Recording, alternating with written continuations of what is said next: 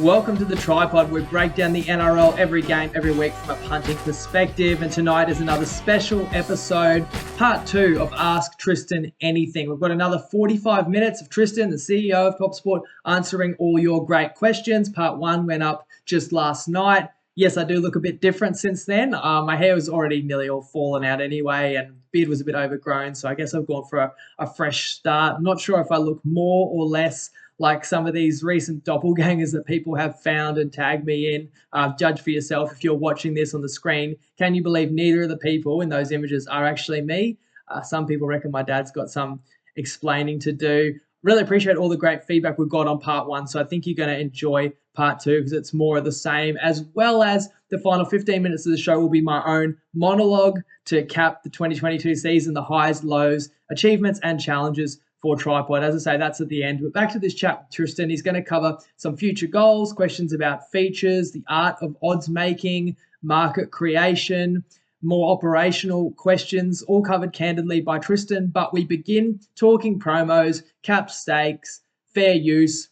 In part 1, you got a lot of the background that has played into part of TopSport's decision making and their policies and their choices to enforce certain policies. So we'll begin with a question from Taryn, and he asked about whether TopSport could create a non-promo, non-cap stake version of the mixed matchup, which everyone could back. And Tristan gets to that question, but the chat begins with some background discussion on the mixed matchup and the exact rules around it.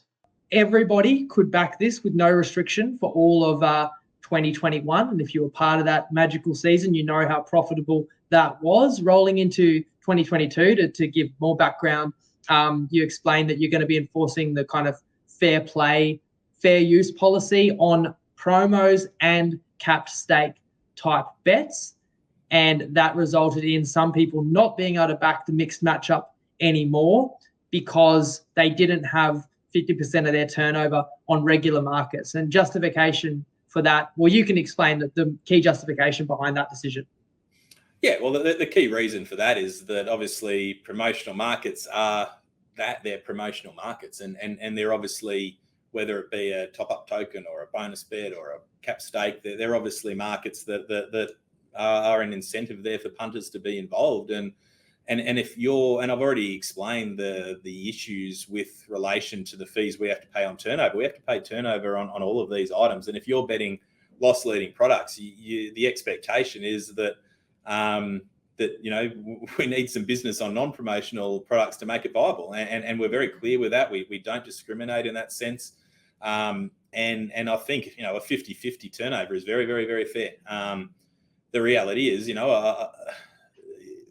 when the vast majority of our customers will use the promotional products as a promotion, they'll have their 5 bets with us on a day, and they'll have their top-up token, and they'll move on, and they'll have their bet on 5 different markets on the footy over the weekend and their mixed matchup, and it's nowhere near the borderline, and they're betting in a way that promotional items are there for, to be a bonus to our regular and our loyal customers. But if customers are only there to take the promotion, roll onto a new account, get it back, and then go back to their old habits, then unfortunately under the current landscape, you can see that it just doesn't work. And it's not me being fucking mean or whatever the case, but like, it's just the reality. The only other option is we have to pull it for everyone. And that's not what I want to do. Now, in terms of answering the question, can we have a non-promo mixed matchup? Well, like when Jacob does his show and he explains the rationale for why a mixed matchup has been selected, or the rationale between the logic behind taking that option, there's plenty of other ways to get involved. If you think if you think the Tigers are going to score more points, but you'd never think that, we'll give the Tigers another spray. But no, if you think the Panthers are going to outscore the Raiders, then you can look at plenty of different options out of our 300 and however many markets we offer on every one of those games that tie in with what you're referring to. Like, there is certainly ways to do that are part of our normal product offering. And it's just looking at that and finding it and getting involved in that sense. Now, the reason why the mixed matchup is one of those cap stake bets is we put the price up at $3 or $2.50 or whatever the case might be and we don't move it. Now, obviously we have the asterisks in there. If there's a key player out one way or the other, we've got the ability to move that price. I don't think we did that once last year.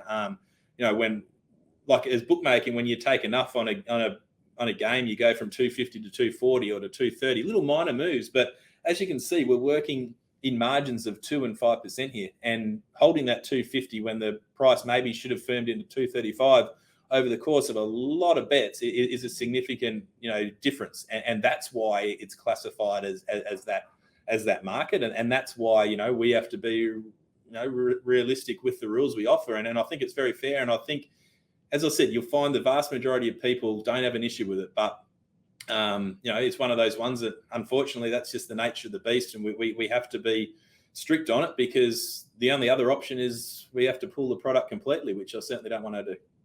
Yeah, like you could, in theory, you could put up mixed matchup, will win, $2.50, won't win, $1.55. You could have no cap stake. You could let everyone back it, and you could let everyone have as much as they want, infinite amounts on it, right? What's going to happen if everyone jumps on the mixed matchup to win? If it's paying $2.50 and we've won 60% of them over 2 years, you just can't stay at $2.50. You're going to drop. So you're keeping the cap stake to protect the price, because what's something that people complain so much about watching, following any tipsters or watching tipping shows, is that the odds move sometimes, which is always going to happen. And one of the beauties of the mixed matchup is you've actually protected and honored that price throughout the whole round. So people didn't have to be watching live and get on within 3 seconds. They can just get on when they want and enjoy that. And you've protected the price, even though there's a big liability against you, all on one outcome. And I think you make the great point there that people hit me up this year as if their livelihood was taken away because they couldn't back the mixed matchup. And I think, instead of thinking of yourself as a victim, if you're seeing a market that is incredibly profitable, like the mixed matchup has been, it's not incredibly profitable because TopSport's offering overs. If it's a 50-50 chance of winning, you get $2. So admittedly, you guys don't build a big margin into the mixed matchup. For the promotional element, you're giving us a dead fair price, right? But as we know, like, something might be $2 because, we've got the chance of losing in the event of a tie, whatever the case may be. So it's not profitable because it's being offered some great price. This isn't you offering $1.20 favorites at $3, something like that. So if it's profitable because of the handicapping behind it, because we're picking good teams to back to score points, or we're picking good teams to oppose, it's exactly what you said. There's so many markets out there, team total over under, team tries over under, team race to points, whatever it might be, that you can actually use the insight and reasoning behind the mixed matchup and make even more money. And hey, you could put those bets on TopSport as well and back into their regular markets, which would then keep you eligible for the promos. So I think that's a pretty fair point, something that people should consider. Just on the mixed matchup as well, people were asking how can they lift their ban? And I think you've already discussed that, how people have emailed you. And there's a couple of questions on that. So we might move on because you'll get the chance to respond to that again. There's a comment there about some people get the ban permanent regardless. Yeah, so there's a couple of instances. Yeah, the one we give everyone a second chance, and we make it very clear when we email back that we can't give you another chance if you go above that threshold again. So we're clear in that response. So if someone's given a warning and they get the promo back, we expect that there's going to be a fair amount of turnover the other way. We do have an instance where it's very blatantly obvious that there's multiple bets all placed at once or within a very small amount of times, particularly on racing, or they're rolling into accounts, or there's just a variety of it where it appears systematic, as opposed to where you touched on at the outset. I completely understand and appreciate there's certain people that don't understand the rules, that are just hitting the top up token or just following the tips, and you explain that to people and they understand. Oh, okay, sorry, I didn't realize that. They come back, they fix up the imbalance, and then we never hear from them again. But it's the other side of it where you can tell that there's people just rotating through accounts and betting in a very, very similar structure. That it's that I think are the ones that from the group's perspective are the ones that are really hurting the ability for us and any bookmakers, because it's very prevalent in the industry, and it's not a secret that's what's causing a lot of these promotions to be removed left, right, and centre. So they're the only instances. As I said, I'm very transparent in what we offer, but I feel we're very, very fair. I feel we're the fairest in the marketplace, and I'm here explaining it to you transparently. I don't think I can do much more than that. And I respond to the emails myself. I'm there trying to watch a movie with my wife, and I'm firing emails back on the phone, and like it's just the reality. But they're the only instances. If someone genuinely doesn't no, then they're given the opportunity. And as you say, there's 8 games a week. There's 300 markets. You guys are giving one mixed matchup bet a week. Doesn't seem that hard to keep a balance of fair turnover to me. And as I said about, you being fair to a fault, like other bookies might offer something that's really appealing to customers, and they can cherry pick who they offer that to. And so somebody might be blatantly playing every promo, but if they're somehow still losing overall, the bookie probably just lets them keep doing it. And somebody else could be playing just a couple of little promos on one of your competitors, but they're winning, and they're winning in their other bets, and that bookie will take away their promos because they don't want to give them to a customer that's not profitable, where you're taking away some of these cap stakes and promotional markets away from people who might be losing punters. And they might say, I'm not going to bet with TopSport anymore because I enjoyed back in the mixed matchup. And you might actually be losing money, but you're treating them the same because regardless of whether they're winning or losing, because I've had people message me and say, I'm not even a profitable punter and I can't get on these. And that's actually like the good and bad side of the fact that you are treating everyone equally. Like there's kind of an argument to both sides, but I respect that's the way you run it. This ties into that same topic again. This is from Matthew.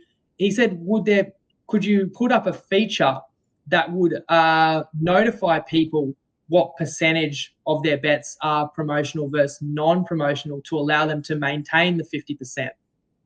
Yeah, it's something that has been asked a little bit. I've certainly put it to the IT. I guess the reality of that scenario is, and I'm getting a common response whenever I ask our IT to do those sort of things, is it is quite a drain on the the database to constantly have to try to work that out. We've got 100,000 odd customers, and to be able to calculate on that on the run would lead to performance issues on the website, which is something I don't want to do. And like you can see from those numbers, like to be transparent, if people are only just trying to give us 51% of their business on promos, it's not the type of business to encourage us to continue to do it, because it doesn't work in this landscape. Like the 90% of our customers will have their mixed matchup and they'll have 7 or 8 other bets over the course of the weekend, on following a variety of other tipsters. So if you're cutting it that fine and that's all you're trying to do, then unfortunately that's not the business in this landscape that we're trying to encourage. And that's just the reality of the situation where,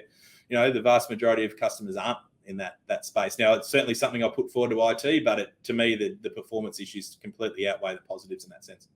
Yeah, I can see the appeal why a punter would want that, but it would be a feature that would encourage people to know how to do the bare minimum of regular punting to still unlock or keep access to the promotional markets, which you say might be costing you money. So I can see that's not beneficial from your side.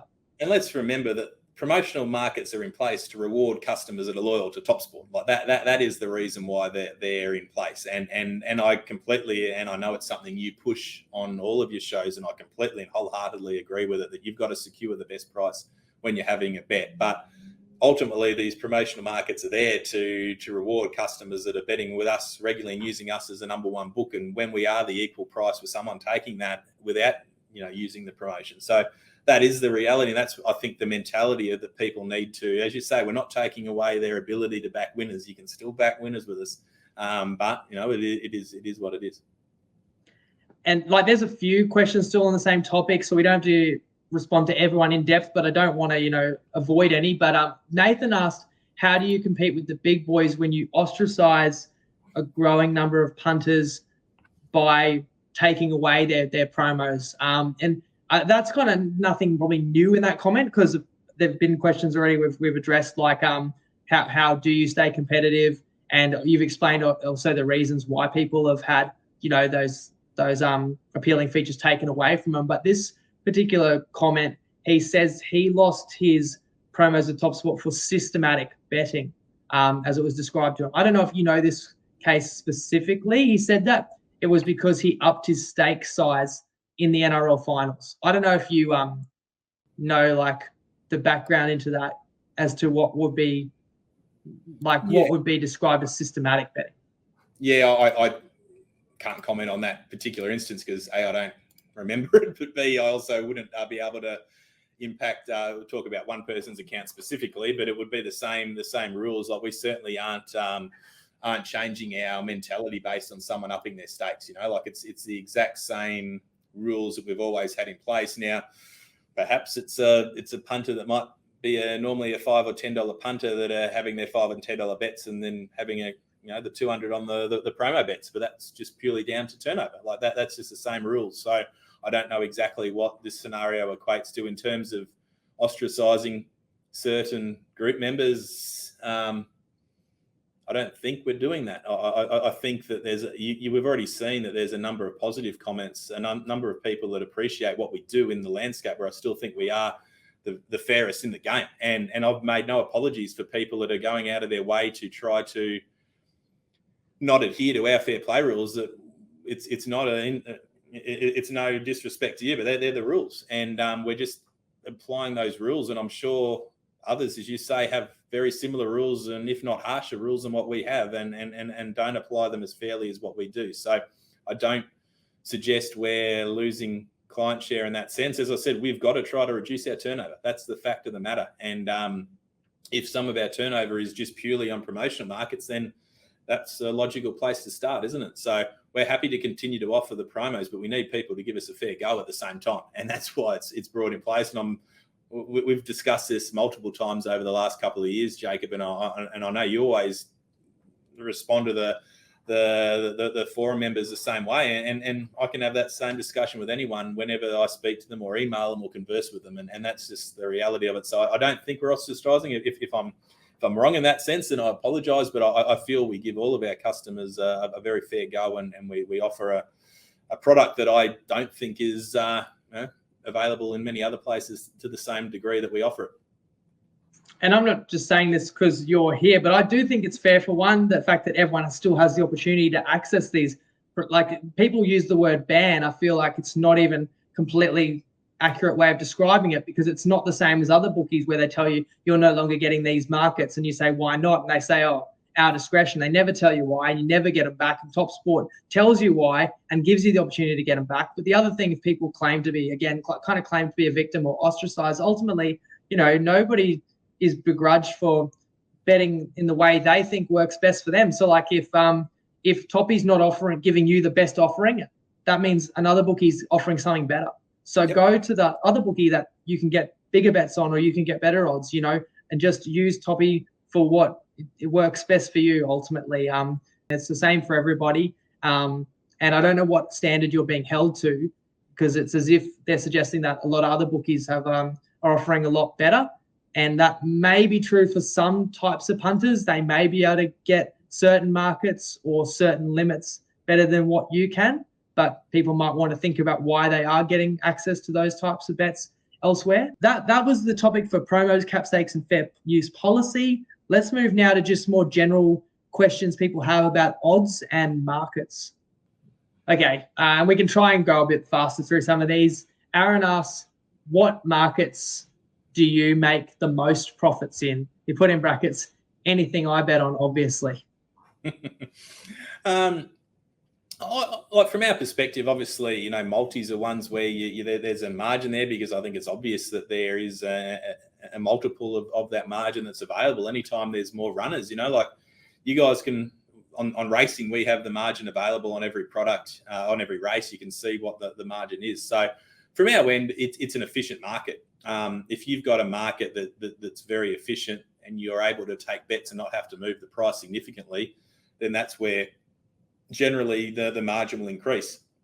If you've got a Lithuanian basketball, whilst you're betting $1.90 take your pick, which you might be betting $1.90 take your pick on a NRL game, for example, when you take a sizable bet, you've got to go into $1.75 and $2.05 the other side. In order to get some action back the other side, you've got to lay it at $2.05 and your margin's completely gone.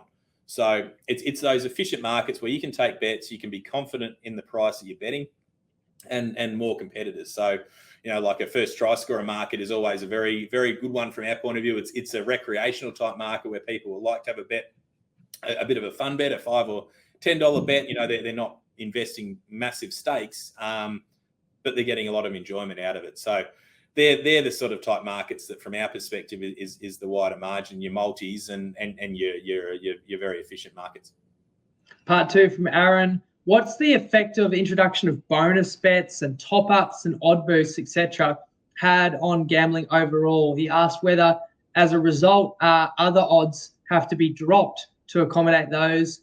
Or do you get a bigger uptick in turnover when you put those kind of offers? He said, you know that the bonus most people get is going to go on a multi. Yeah, yes and no. So I would suggest that there's there's an artificial. I know I've seen one of the later questions is why do some of the favourite runners drift, which I'll touch on if you maybe want to lead into that question, just so I can answer them both in the same way because I think it is relevant. Mm-hmm. Yep. I do have that question here. It's from Owen.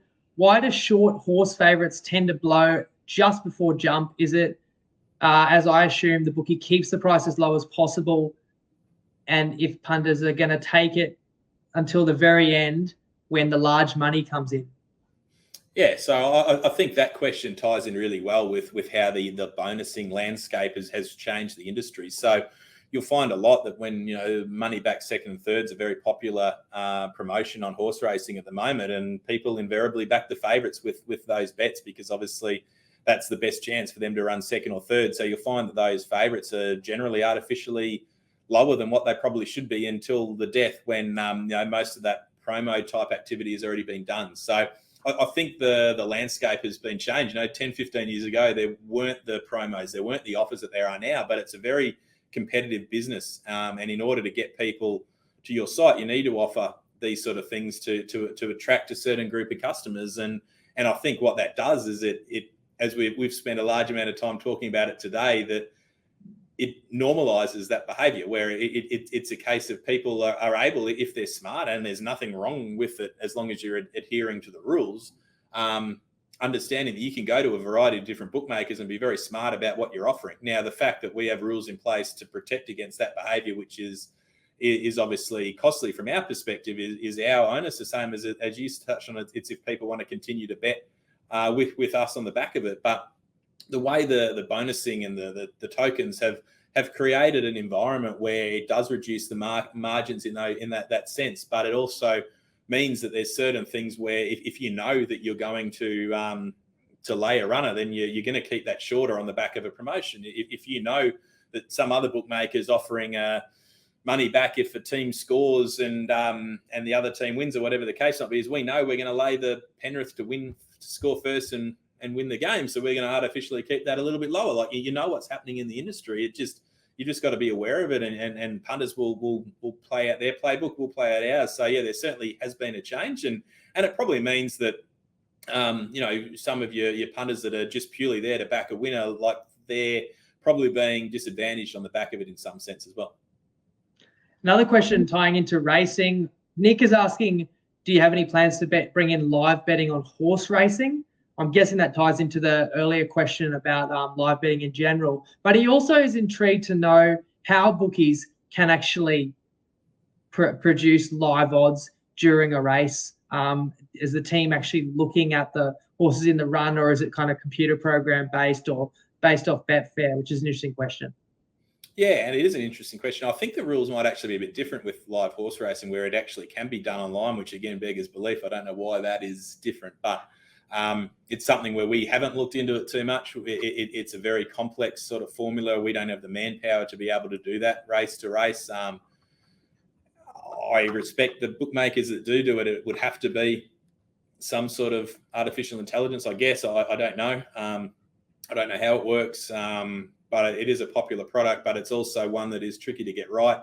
And I just, for us, there just isn't the upside in offering that at the moment. If we got to a bigger team or did something differently, obviously it's something we'd look at, but it would require a lot of extra resources, which we just don't currently have. I've seen some examples of them. The market percentages are through the roof. And if you're looking at live odds or something and it's like a trotting race and something goes from $2 to 50 to 1, there's probably a fair chance it just started galloping. So I don't know. Yeah, again, is that AI or is that someone manually watching it? I'm not exactly sure how they do it. Probably a combination. Jaden has asked, Betfair coming up again, does that impact your operations? And do you think we'll see any other betting exchanges in Australia? We've got enormous respect for Betfair. I've always spoken very, very highly of them. They're a massive part in this industry, both sport and racing. I know for a fact that when there's a very liquid market, whether it be sport or racing, it increases our confidence in taking a bet and not moving the prices as much. And we do a lot of activity with them. We base a lot of our late prices around them because it's a true price. I think that's been an element of what we've seen with obviously we're not alone in the changes we've had to make on the back of the fee and the landscape. Betfair's had to do that a couple of years ago in rugby league, and it's seen a massive drop off in liquidity on their product.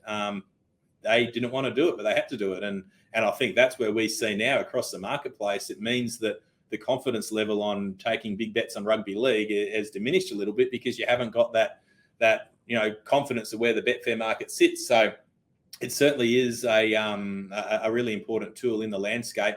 And is there going to be another exchange in Australia? I wouldn't think so. I think bringing another exchange in probably dilutes what Betfair have to offer. Like, the more liquidity you've got in the market, the more effective they are. And if you were to split those into two, I think it would have a negative effect.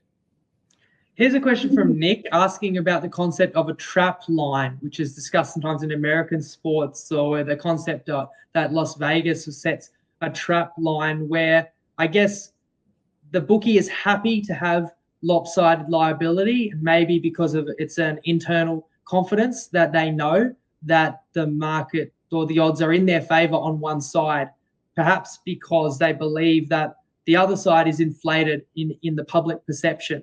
I think there's a degree of truth to that. Could you touch on your experience with that type of market? Yeah, I always hear that terminology thrown out. Like, it's not really a trap. It's just offering a price that you're confident in taking the other side of. And I think that's a common, fallacy, particularly for us, is that we aren't trying to balance up our books.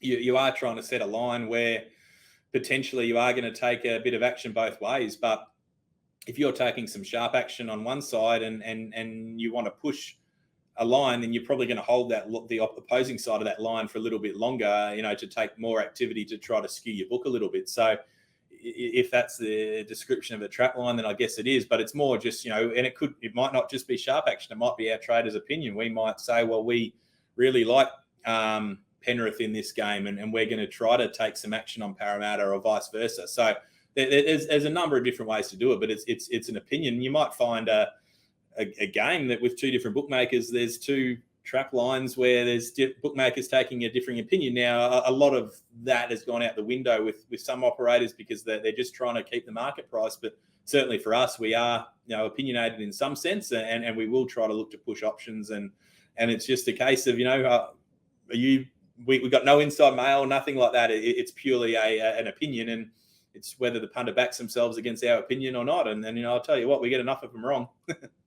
And I think that, the concept of it, or the terminology there, it's like it feels like a trap. So there's a game where Team A is $1.90 and Team B is $1.90, and Team A seems really obvious, and someone says, geez, that feels like a trap. I would have thought that team would be $1.50, but they're actually $1.90. And it's not necessarily the bookie, it's not necessarily something sinister like, oh, we know that the game's fixed and that's why we're giving you a great price. But there may be factors that are not surface level that you're not considering, and maybe it actually does pay to think twice. Okay, well, I thought this team should be $1.50, but they're $1.90. So instead of just smashing the $1.90, maybe I need to dig a little deeper. Like, why do these odds seem too good to be true? And maybe you find out a key player's out. Maybe you find out that there's a rest disparity, or there's a reason why the other side is primed to have a big game. And these are the factors that we try and tackle on the TryPod each week, because I think it's really important to understand why the market is where it's at. We don't say every week, oh, this line's 6.5.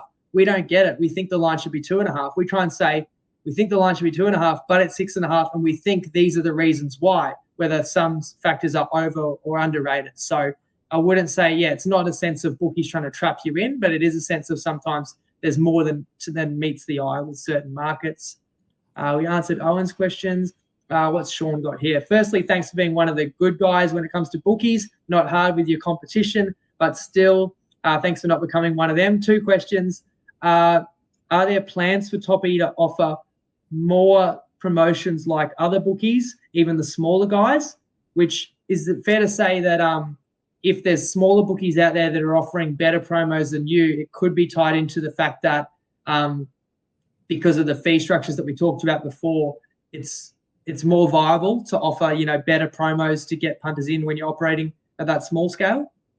Yeah, and firstly, thanks for the kind words, but I also want to say that, I think, and hopefully this discussion over the last while makes people realise the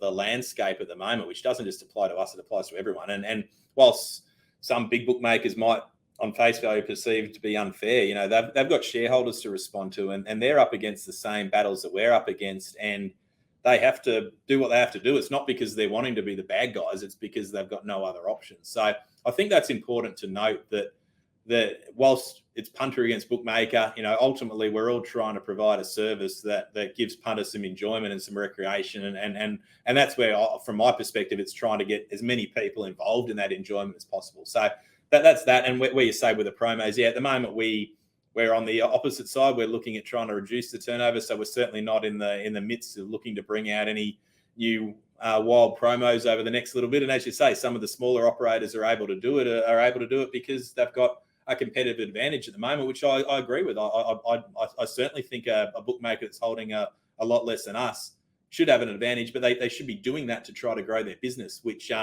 that's the one missing link at the moment. It would appear a lot are trying to offer that to get a group of customers and then maybe scale back again at that point, which I'm sure that's not what they want to do, but that's just the reality of what they're going to find when they get up to above those threshold figures. Second part to Sean's question is, could you explain the concept of selling away your risk when you're not comfortable about how much liability you've got and you sell off some of your bet? Yeah, so every market we have a risk appetite on it. Obviously, for an NRL grand final, it'll be more than I keep going back to the poor old Lithuania basketball league, but it'll be different. And then then you've got two options. You've got the option to either bet back the liquidity or the extra liability, or you've got the option of pushing the price to a point where you're really encouraging bets the other way. So there's a couple of ways to go about it. We certainly do that on a daily basis, whether it be racing or sport or different product ranges. And it might not even be a case of necessarily your maximum liability. It's just that, okay, well, we've probably got this price wrong here on the flurry of bets we've taken on that option. So we're trying to attract some business on the other, which is, as you touched on, it's just it's an opinion-based operation in that sense. And is that with Betfair, or have you got agreements with other bookies that you can actually just back it with them? You have, I wouldn't say agreements, but you certainly have the ability to get set on a number of horse racing options early. You've got your minimum bet limits in place. Sports are different kettle of fish. It's difficult to get set with most of the other bookies, but we do a lot with Betfair, where you're betting into a marketplace where there's, it's available on the table and you take it if you want it and you don't if you don't. So we certainly utilize Betfair a lot in that sense, to mitigate our liability. Well, this ties into Josh's question. Does Tristan ever personally bet himself? And if you do, is it with TopSport or with another bookie?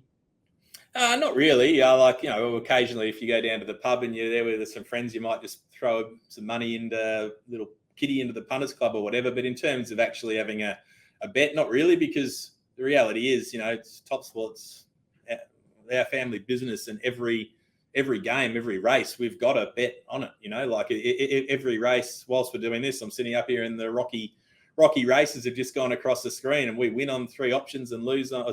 We lose on three options and win on 6 or 7 of them, and that's like having a bet on those other options. So for me, there's no real need, and we can skew our prices in a way that we can try to influence which side we take bets on. So that's like having a punt, where you're putting your opinion to the test against the sharpest punters out there, and that's how I do it. I've got no need to have a bet other than that, and other than if you got a day out with a few mates, it's a little different. But I'll normally sit there and just bring up the book on the phone and see what we're cheering, and use that as my bit of enjoyment to ride a few winners. There's another question here about how you use Betfair from Andrew, but I think you've kind of covered that. And last one here about odds making. I think just a general question, so you can go in depth or more short response to this. Do you calculate most of your odds in-house, or is it matching, across the marketplace? Yeah, so it probably depends on the event in question. We certainly have some sports where we feel we we go close to leading the market. Like we'll put a bet up, and then based on the liquidity or the bets we've taken, we'll move it, and we'll drive that market forward. On racing, we have our set of ratings, and we're not going to go up exactly what our rating price is. We'll take a combination of our price and 2 or 3 other bookmakers' price. Like, you got to respect the market as well. Just because we've got a line at 10.5 and the market's 6, we're not certainly going to go up 10.5. We might go up 6.5, but then we'll try to stay in front of the market. So we certainly have an opinion on a large quantity of markets we put up.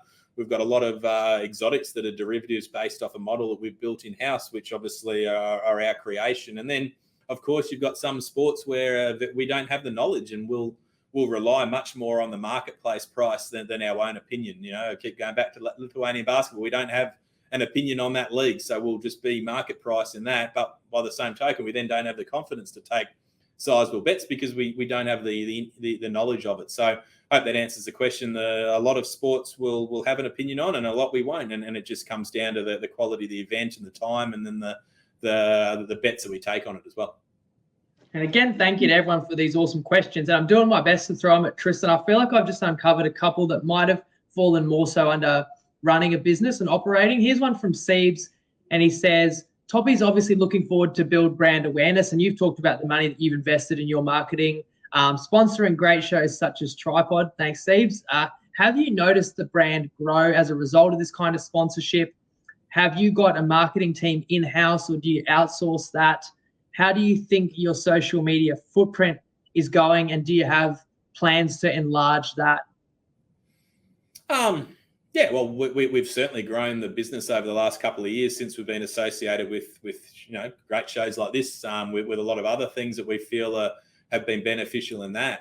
So we certainly have grown the brand and the presence and the footprint, and the turnover's gone through the roof on the back of it. And then you got to make this decision on the back of external factors to try to wind it back a little bit, which is, I guess, disappointing on the amount of work we have put into it. So, but yeah, like we certainly have seen a growth. I'd like to think that our brand name is now much more prominent than it was a couple of years ago. We've got a marketing team that is external to us that do a lot of the work for us, and they're very good at what they do. It's certainly not an area where I profess to have any level of expertise. So I'm reliant on them to make those decisions, and I think they do a pretty good job. And then they also handle the social media side of it, where they put up a number of posts. Then if you get a serious question, where people ask a question, or maybe want some clarity, or you've seen on the TryPod group where I'll chime in and respond myself, then we certainly do that at times as well. So yeah, there's a bit of a team surrounding us that chime in where we need to. Last question on this topic from Graham. What are your thoughts on gambling companies that seem to target advertising towards younger people, and the issue that could lead into underage gambling? He said he's heard anecdotal stories of teachers at high schools with kids talking about multis. But what do you think gambling companies need to be reined in, or what's your opinion on that? Yeah, like obviously it's something in society we need to make sure that at all times we're responsible. I feel the amount of rules that are in place now are doing a great level to achieve that. There's been certain rules that have been brought in which have mitigated any of that potential damage. I think there's, it depends on the household. Like it might be a case of the parents are sitting around the dinner table and talking about their multi, or talking about the bets they've had, which might flow on to those kids more so than advertising. Like there are a lot of rules, and they have been amplified over the last couple of years. So it certainly is something that is being addressed. It's certainly something that I feel, even, as I said, I don't like to bag anyone. And like Sportsbet, for example, some of the advertising switches that they've put in recently, where it's specifically talking about setting deposit limits and responsible activity, I think is great. So, yeah, there's always things that we can do better, and we have to be aware of the younger groups of society. But I'm not convinced that it's completely reliant on the ads or stuff that come up on TV, because I think there is a lot of precautions. The amount of inducements that have been removed from there, it's a minefield trying to work out what you can and can't say, and that's obviously done to prohibit people, being induced to open an account. So I think in that sense that there is certainly some very good strides that have been made, and obviously it's never a final solution. Obviously things can always be done better, But I don't think it's just a case of, it's a carte blanche approach by people, or they're actively trying to recruit younger kids to bet with them. I don't think that's the case at all. And I think people can also see like some of your marketing strategy with coming in and sponsoring a show like TryPod, and shows like it. You're sponsoring shows or promoting to audiences where the audience is punters. All right, last topic is just features, improvements, or future plans. And Winston just asked, in general, are there any new features or markets that you're looking to introduce soon that you want to share? Yeah, there's a lot. And we had this discussion, and there was some guys in the TryPod group that really helped with some new features to add last year. And unfortunately, our IT team is just under-resourced at the moment. And that's an area that I really feel is probably one key area that is letting us down at the moment. We've got 500 or 600 jobs in the queue of things that we want to do, which will all be improvements and additional features on the site for the consumer to have a better experience. So absolutely, there's a lot of things there that we want to add. We just don't have the team or the size or the quantity of manpower that your bigger scalable operators have, and that's just a fact. And we're getting levied with the same taxes like that. That's a frustration on it. We're trying to get there, and we certainly know our product isn't the final or the complete product, and we know there's so many things we can do better. So we've got a lot of things. We've got some priorities there that I think will be beneficial when they come out. It's just how long's a piece of string. I'm not just from a punting side of things. I think anyone that's ever been involved in IT operations know that these things take time. Know that you need to test them. You need to make sure that they're right before you roll them out. So a couple of exciting things. I think we've got same race multi coming up pretty quickly, which will be a nice little additional feature. Your search functions, I know, have been asked. I don't know enough about IT to put timelines on these things, but anything simple we get out there nice and quick. Anything that's a bit more difficult takes a bit of time. And search function was one specific example Winston mentioned there, so you can hear there that's in the pipeline for sure. I lost my place. Answered the one about live betting, cash out, same. Yeah, same thing with the cash out. It's been one that's been coming for a long time now. The reality with that one is that because our system is different between live and pre-match betting, it's just very difficult to match things up as they move. And it's certainly one in the pipeline. There's also a regulatory thing that we need to be mindful of there as well. So it's not as simple as what it would appear.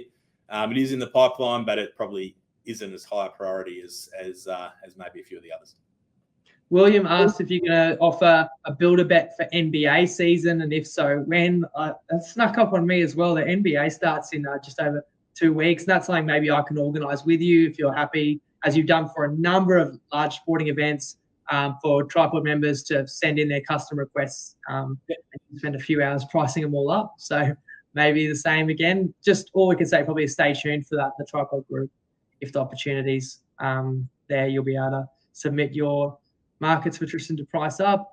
And this will be another one. Matt Blanche says, Tristan, love you like a brother. You've got morals, more morals than all these other bookies combined. But can we change the bet slips, please, like reading hieroglyphics? And that was, like you mentioned before, that we actually did an earlier episode of Whitewater Punting where some of us gave you kind of a feedback report of all the things we would improve or suggest changing. And I think you're aware of that like on certain apps on the phone, reading back your bet slip, especially if it's a multi, it's not the easiest thing on the eye. And that was something that's also in the pipeline to get improved. Well, just on that, and I genuinely feel our Mobi platform, not the app, the Mobi site, which goes through the Safari or your internet on your phone, is probably our best platform. And we're trying to replicate a lot of that onto the app because it's an easier build. I don't think that's far away. And have a look on that. See if you like how the multis are displayed on there. We're certainly going to improve that and enhance it.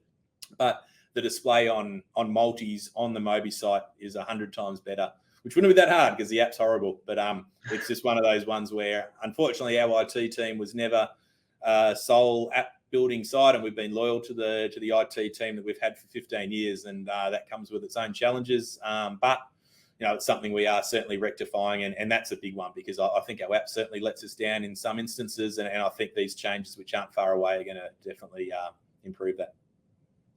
And even though I'm a punter and you're a bookmaker, I can relate to you on that topic as well, because we undertook building an app many years ago with TryPod and ran it for many years. And I know there's so much more than meets the eye, so many challenges and headaches along the way. That's all the questions that I can see. And there probably were a couple others that have slipped through the net, but we've covered heaps, and we've turned a 1 hour chat probably into a 2-part pod. So thanks so much for taking all this time to respond to each and every question. There's no filter. There wasn't one question you knocked back. We literally have gone through every single one that I could find. And you've been really comprehensive in your responses to those. So on behalf of the TryPod group, really appreciate it. Yeah, and I very appreciate the guys and the girls taking time to fire questions through. Like that's something that, whilst I know a lot of the changes we're being forced to bring in and a few of the things we've discussed and haven't been entirely positive, I think that's something I pride myself on, is being able to explain and justify any element of it and being transparent. And it's me answering the questions there. If you can't answer a question, you got to shy away from something, then you're not making a decision with the facts. And I hope everyone can see and appreciate what's occurred over the last while, and I appreciate every question that's fired. Hopefully, you guys understand, and you might not like every one of those answers, but you can appreciate it. That I've come here and I've answered them all, and I appreciate your time as always. And it's always a very good, vibrant discussion and good platform in that sense. And if anyone else has any other questions, don't hesitate to fire it through. Even though we're on opposing sides of the fence, bookmakers and punters, I think we all want the same thing ultimately, and that's what we're definitely fighting for, and that's to get a landscape which allows some of these things to come back. And it's going to be a long journey. It's not going to happen overnight, and we're certainly still doing our absolute best to push the barrow of everything, and it's something we'll continue to do. And as we've announced to people, you're not completely getting let off the hook anyway, because the Rugby League World Cup starts in a week and a half, and we're going to have Rugby League World Cup preview shows each week, and you're going to be sharing your insights, which we've appreciated all NRL season. You're going to continue to do that through the tournament for us. So best of luck there, as well as obviously the upcoming spring and for the rest of the year, and navigating these challenges that you've got on your plate. And again, appreciate, because it wasn't easy questions or necessarily all pleasant topics to have to discuss. But I think it's explained a lot to people, to give people a better understanding of everything that goes into the odds and the markets and the bets that are available to them. So thanks again, and talk again soon. There you go, guys. Hope you enjoyed that. As I said, that was part 2. If you didn't catch part 1, definitely worth checking out on our podcast and our YouTube and Facebook stream. And overall, what do you think? It's pretty grim, isn't it, to be honest? And I guess that's life, and it's the betting industry after all. It's a far from perfect industry, and it's one that's not going to garner a lot of sympathy from a lot of people, to be fair. And, Tristan's shared a lot of his thoughts and opinions, and so have I, and you don't have to agree with us. In fact, I'm very eager to hear what you guys take out of that and what you think. For me, I really do value the trust that we've got in the TryPod audience, that you trust that when we're bringing content to you, we're going to be completely honest and with the best intentions of the viewers and followers at all time, and telling it how we see it. I've done that. So has Tristan over the last couple of episodes. All right, bit of a monologue now. Self-reflection 2022, season in the books. Did the grand final specifically live, rapid reaction Sunday night, and obviously did a bit more with Tristan in part 1. But for me personally, one new challenge was bringing a co-host onto the scene again. Adonis, really appreciated everything that he brought to the show. I struggle with that for one reason. The results are so important to me. I feel like I own the results so much. When you bring someone else in, to a degree, you've got to let go of that full ownership of every tip, because otherwise, what's the point of having a second tipster if you only end up selecting all the best bets that I would have picked myself? So you have to bring someone else in and respect their opinion and try and build that into the overall tips that you share out on the show. And hopefully you guys enjoyed seeing into that a little bit from time to time, a bit of debate around picks or around a handicap, rather than, nobody can agree 100% of the time. And it would be disingenuous if we acted like we did. Mateos, has a lot of experience in punting and has followed the pod for a long time too, with a lot of success. So I knew that he would come in with similar principles and that would help us work well together. But at the same time, you don't want to bring someone in who's exactly the same and thinks the same. So you need someone that thinks differently. We release the best bets at the front of the show each week. Hopefully you guys like that kind of format.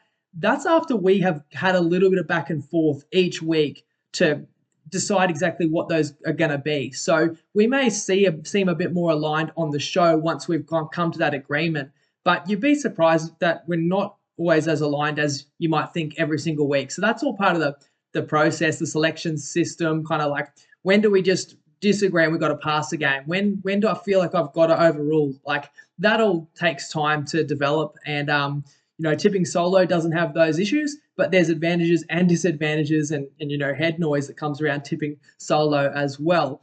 Another thing we did was we played it relatively cautiously in terms of the number of plays we shared out to try and be selective. And that's to stay true to you, that something we call a TryPod best bet, then it really is something that we've thought long and hard about whether it's worth including. And then when you have a good season, you look back and go, oh, wish we played more of them. More of the leans went well than didn't. So, we could have had better results, beyond going 1 or 2 or 3 best bets each week. But the thing is as well, I think it's that you got to look at the show and what the value it brings to you is beyond the best bets themselves. And I am satisfied that we gave you insightful previews and helped people consider a lot of factors that would help them and would be important and necessary for them to understand to have the best punting season they could have. Now, in the first half of the season, we had the worst results we've ever had in TryPod history. And there's many reasons for that, but part of it is just part of betting. You are going to have bad runs. From a kind of a critique point of view, we didn't sniff out some teams and what they were really made of early enough. So you look at a team like the Cowboys, we faded them too many times in the first couple of months of the season before we realized how good they were. And the Titans are the exact opposite. We gave them too much credit for too long. And it's about not overreacting, but I think we could do a better job if we could identify that sooner. And I think it all culminated when the Cowboys played the Titans and we were on the Gold Coast. And at that point in the season, 6-7 weeks in, we thought the Titans were better than the Cowboys. But, we adapted as well. And you saw that reflected and then towards the end of the year. And I don't need to make any excuses for our results because at the end of the day, we won 60% of our best bets. And that's in a year when we did cop, to be honest with you, a lot of nasty messages, a lot of nasty comments during that run. And people kind of made out like we'd, lost their house with our results. And yet when you stand back from the season and look at it all, even at our very worst point, if you look at the negative or the amount of loss we were running on an example $100 bet, we not only erased all of that, but we more than doubled that magnitude then in profit for the season. So if you lost a house in the first couple of months of the season, you won 2.5 houses after that, But the funny thing is, I honestly can tell you I didn't get one comment or message from a single person who was nasty in the early part of the season to say sorry or thank you or you proved me wrong or anything like that. So it kind of makes you realize as well, something I need to get better at. Don't take it to heart or take it on board too much from people that will never acknowledge anything positive that you're doing, because it's very easy to point only ever during the negatives, and there's going to be a fair share of both. And something else I'll give us credit for is really sticking to our guns in the face of that strong criticism, when every week people would say, do this differently, do that, stop backing this team, start backing that team, whatever. We ultimately stuck to our principles and we did turn it around. And I think another aspect that people might say about the season is that you should make more bets towards the end of the year once you get a feel, or people might think, I'm going to hold off on TryPod best bets for the first month or two because I saw they really struggled. But I would warn you that every other year, the previous 7 that we've done the TryPod, we've had really strong starts. So the advantage you have punting at the start of a year is the market doesn't have that confidence in teams and in bets either, and you can find some real gems. So every single year, apart from 2022, I always saw comments in the threads from people going, oh man, I wish I just backed all of these from the start. I was waiting to see how you'd go, and now you're already, off to a great start, and I would already be playing with profit. And then this year, it was the opposite. We had such a bad start and such a strong finish, but it wasn't all great either. And I want to be totally honest about that. And I think the biggest disappointment for me is probably the results of the multis. Now, there's some close calls in there. There's plenty of one leg losses, last leg losses. Luck's going to factor in with multis, but this was the first season out of 8 years of TryPod where we didn't have profit on multis. In fact, as you can see there, minus 37 units. So having 1 to 2 multis per week. We only literally won 1 to 2 multis all season. And you should do a lot better than that, especially tipping 60% on our best bets. It shows we were picking the right singles and we had a good read on the competition. It is a bit tougher with multis because we do the pod best bets live, but then a day or two later, we come out with our multis. Makes it nice and easy for you to follow. But you're betting into markets that you have already shifted and influenced in some degree. So, it's even harder to find great value legs to build into your multis. But that's been the case every year for the pod. And most importantly, I just want to acknowledge that the multi results were really bad. And someone commented the other day, this was the worst TryPod season so far. And part of me thinks that seems a bit unfair. We went 60% best bets. Like very few people can do that, picking all the markets on a Wednesday night. How can someone complain? It's 100% free. But then I kind of sit back and think, well, some people probably just back multis. And when you have had profit every other year of TryPod, and we've had seasons where we've had plus 100 units or more on 1 unit per multi, records through a season. So again, this year, minus 37. And I think how I explain that, apart from, I wish we had been able to do better, but the fact of the matter is, how do you get seasons where you go plus 50 units, plus 80 units, plus 120 units on multis, but never have a bad run? It's just not going to happen. It's kind of the same as I explained with best bets. You don't get the great runs. You don't get to go 80% on best bets for 6 straight weeks without having the run where you went 40% on best bets for 6 straight weeks. Like, it's always going to be up and down, and it's not going to be balanced. And multis are even more extreme than that because a lot has to go right for a multi to get up and it's going to be magnified. And I can look back at this season and I can say, like, very early in the year, we lost a 25-1 multi on a $1.30 AFL favourite that actually cost us, was the last leg of a losing multi twice. That was the Port Adelaide Power. And then I very distinctly remember a Dragons Bulldogs game where we had a multi in the 20s and a multi in the 30s, both hinging on the Bulldogs. The Bulldogs lost that game at Belmore, then went on to play their best footy of the year and win about 4 of the next 5. But that's a 50-unit swing right there. There was another game where Broncos played the Tigers, and we were on the Broncos. They were 18-point favourites, 2 multis on the line as well, 50-unit swing there. The Tigers were the worst team of 2022. No one's going to argue that, but they won on that occasion as an 18-point underdog. So my point is, really, I do not try to make excuses, but a couple of results throughout a year can drastically change the outlook. In saying that, I am still sorry, and I don't want to talk about bad luck because I've just said we've had some awesome seasons of multi results where undoubtedly we had to have good luck to build into that. And over 8 years, you're going to get good and bad luck. It's still disappointing when you do go as well as you did on singles, and somehow that should give you the best opportunity for success with multis. But you just got to cop the disappointment on the chin.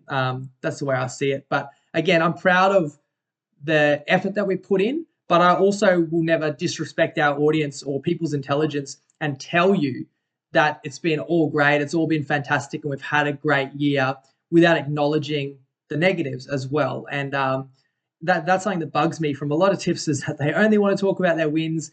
There's always an excuse for every loss, and they can always paint a picture to look really good when you conveniently only focus on the good. I try to be real, and people actually tell me that I dwell too much on the losses. But for me, it's like a respect to the audience of talking about the good, the bad, and the ugly. Was it the worst season yet?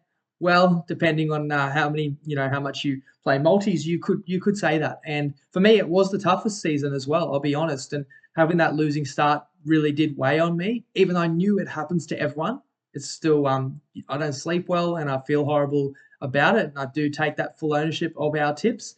And you remember that graphic I put up for some perspective, even though it felt like the sky was falling in, it really was only a very minor drop in overall excellent performance that we've had on best bets for a long time with the TryPod. And I've got to update that graphic. This graphic's not updated because we recovered from that low point this season. As I said, we won over 70% of our best bets in the final 3 months of the season. And that's a monumental achievement.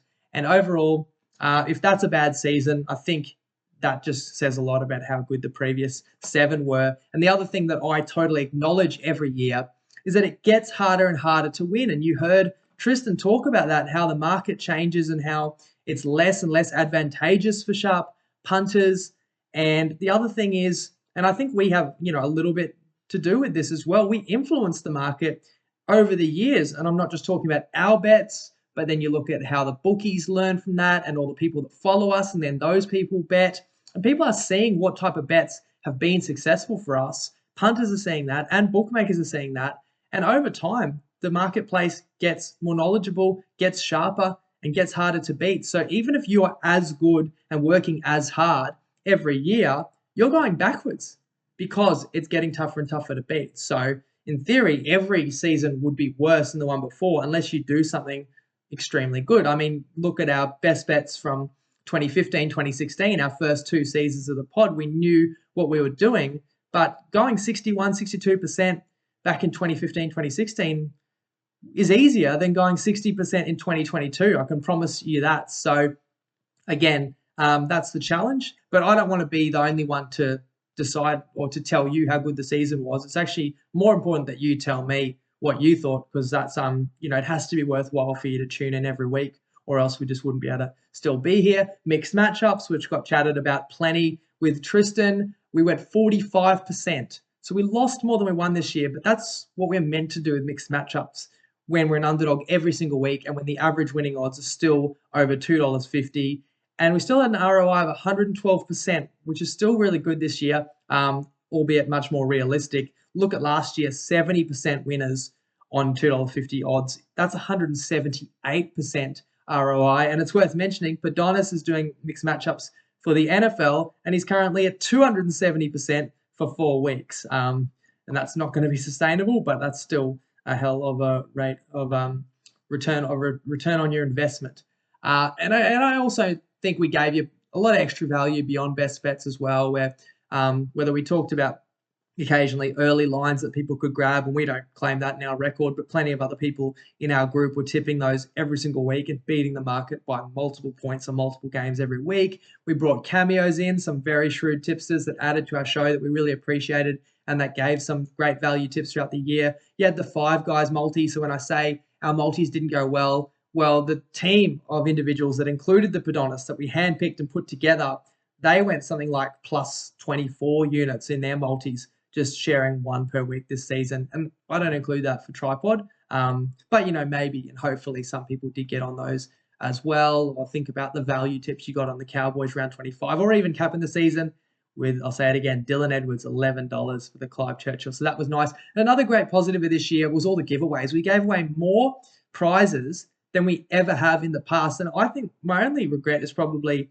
more people should have entered. We've got a decent number of people entering every week. We gave away cash, jerseys, on Dabble, on in the TryPod group, in the comments of these threads, but quite a few people won multiple jerseys or multiple cash prizes. So it's actually a hard sell for me to the sponsors when I'm passing on the information and saying, oh yeah, this guy's just won his 3rd jersey. Can he actually have 150 cash instead of jerseys? And they're thinking, how many people are entering these competitions? Is it really worthwhile? I think some people just got, fair share of luck, but imagine coming into a TryPod season and just having a free comment every week, and you end up with, $500 worth of jerseys and cash for free just from picking some try scorers. So that was a great positive, and well done to those people that did get around and did cash in on some of those awesome prizes. We gave away so much this season, which I was thrilled about, and tickets to Origin and everything. So let me know your feedback again. That is the most important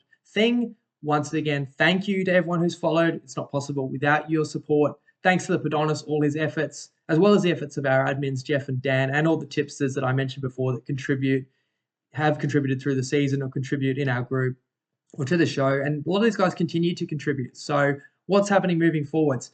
Every Thursday or Friday, we've got this No Morals show on TryPod.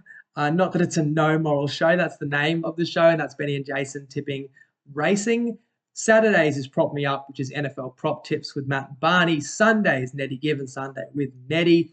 And next week, Rugby League World Cup weekly preview shows from Thursdays. I'll let you know the exact time and that's going to be with Clarkey from Clarkey's Rugby League column. Stay tuned, there could be more. The NBA is starting in under 2 weeks, and in the group, there's just daily tips and write-ups and insights from myself, but also many other sharp minds in our community that if you stay tuned there, you don't tend to miss too much.